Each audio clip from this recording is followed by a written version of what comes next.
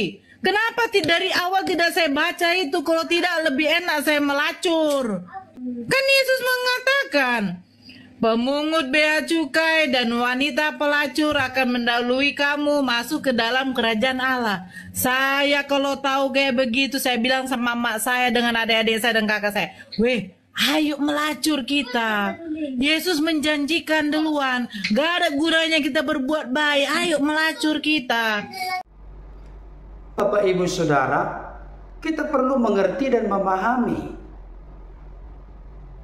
Jika kita ingin membangun sebuah doktrin atau ajaran dalam keimanan Kristen yang bertanggung jawab, maka kita harus membandingkan konklusi kesimpulan yang kita buat, apakah selaras, berkesesuaian, atau kontradiksi dengan pengajaran yang lain.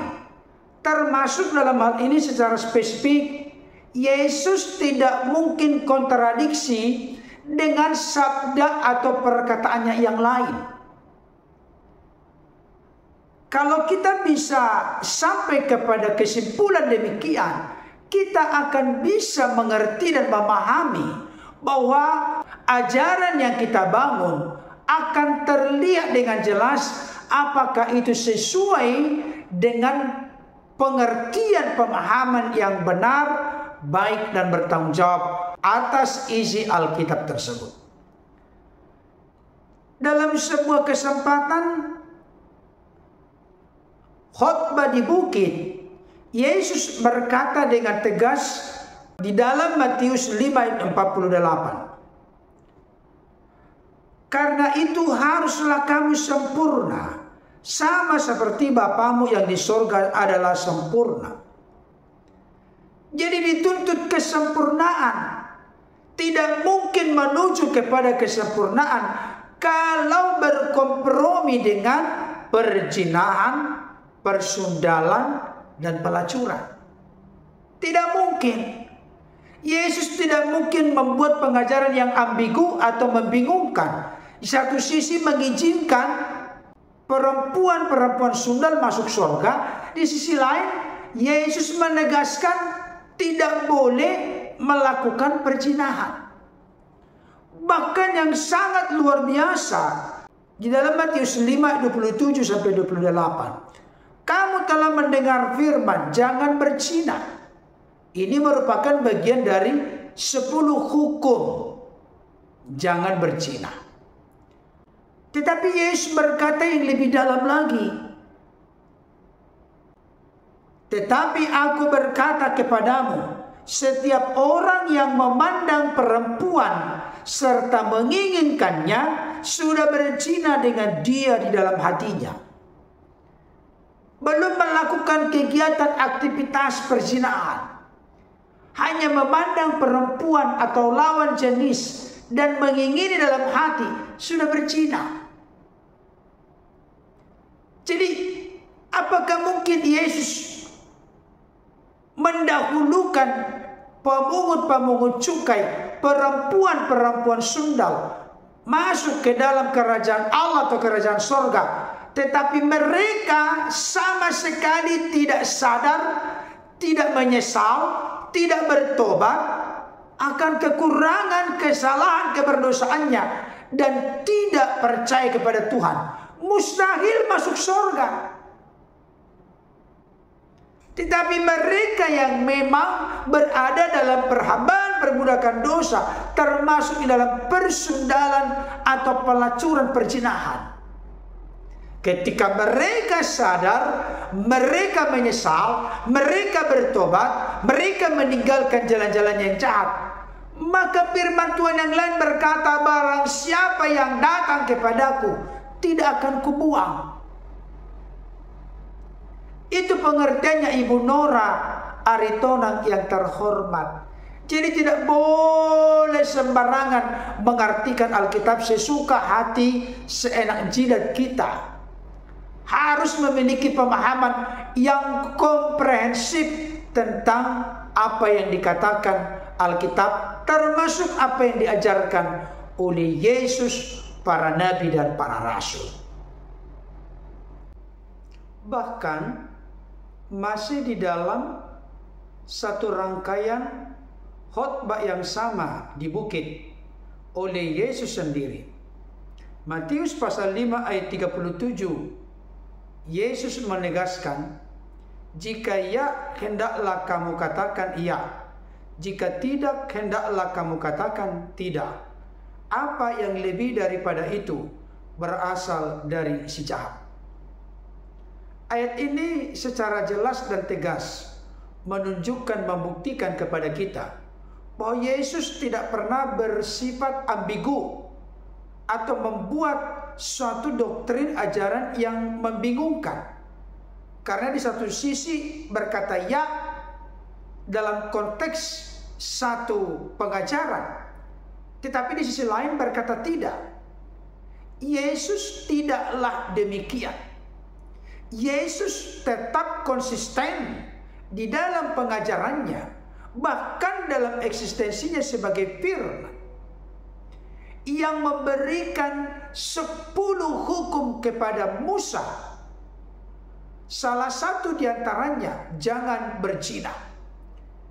Maka Yesus konsisten selama 3,5 tahun pelayanannya di dunia ini, kurang lebih 2000 tahun yang lalu, tidak pernah membuat pengajarannya menjadi membingungkan, tetapi tegas, jelas, eksplisit, terang benderang. Bahkan kita bisa melihat ketika orang-orang Farisi, orang-orang Yahudi membawa seorang yang kedapatan atau tertangkap basah melakukan persundalan atau berzina, dibawa ke hadapan Yesus, di mana ahli Taurat, orang-orang Farisi berkata, menurut hukum Musa, orang yang kedapatan berzina, bersundal seperti ini, orang itu harus dirajam atau dilempari dengan batu. Menurut Yesus, bagaimana meresponi, menanggapi perempuan yang kedapatan berzina ini? Yesus jelas berkata, barang siapa di antara kamu yang tidak berdosa, silakanlah dia yang pertama kali melemparkan batu kepada perempuan ini. Alkitab memberikan konfirmasi penegasan, maka pergilah mereka mulai dari yang tertua. Saya sedang memprediksi atau memperkirakan kenapa mulai dari yang tertua, karena yang lebih banyak melakukan dosa adalah yang punya umur yang lebih tua. Yesus tidak pernah meremehkan atau berkompromi dengan dosa persundalan maupun dosa perzinahan. Yesus memberikan nasihat yang tegas dan jelas kepada perempuan itu, dengan cara memberikan kesempatan, memberikan anugerah, memberikan peluang untuk berbenah diri, di mana Yesus pada akhirnya berkata, apakah di antara mereka tidak ada yang menghukum engkau? Tidak ada, Tuhan. Maka Yesus pun menjawab, aku pun tidak menghukum engkau. Pergilah dan jangan berbuat dosa lagi. Hal yang dipermasalahkan ahli Taurat dan orang-orang Farisi terkait dengan perempuan ini adalah perempuan ini melakukan persundalan atau perzinahan. Tapi Yesus berkata, pergilah dan jangan berbuat dosa lagi. Maka yang dimaksudkan secara spesifik di situ adalah jangan berzina lagi, jangan bersundal lagi. Yesus tegas mengatakan itu kepada perempuan berzina itu.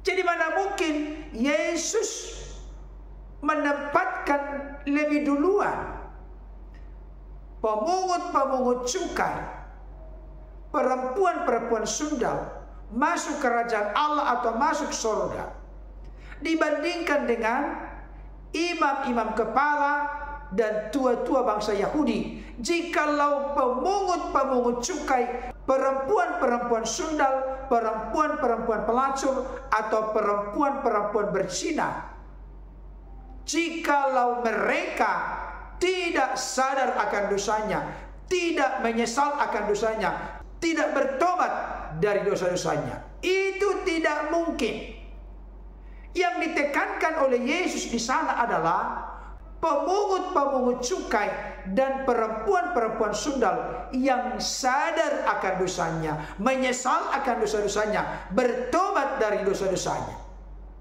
Seperti yang sudah saya katakan sebelumnya, barang siapa yang datang kepada Yesus, termasuk perempuan sundal, perempuan pelacur, atau perempuan berzina, tidak akan dibuang oleh Yesus. Artinya diterima. Kalau mau datang kepada Yesus, berarti datang merendahkan diri, mengaku dosa-dosanya, dan meninggalkannya. Orang itu diterima oleh Yesus, masuk ke dalam surga, yang mana Yesus adalah pemilik dan penguasanya.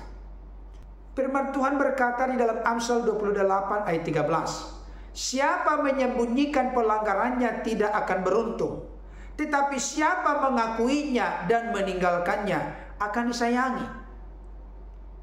Jadi yang dimaksud oleh Yesus di dalam Matius 21 ayat 31 sampai 32 tadi adalah pemungut-pemungut cukai dan perempuan-perempuan sundal akan lebih duluan masuk ke dalam kerajaan sorga atau kerajaan Allah dibandingkan dengan imam-imam kepala dan tua-tua Yahudi, karena mereka datang mengakui dosa-dosanya dan meninggalkannya. Maka sudah pasti diterima oleh Yesus dan diperkenankannya masuk ke dalam kerajaan sorga atau kerajaan Allah.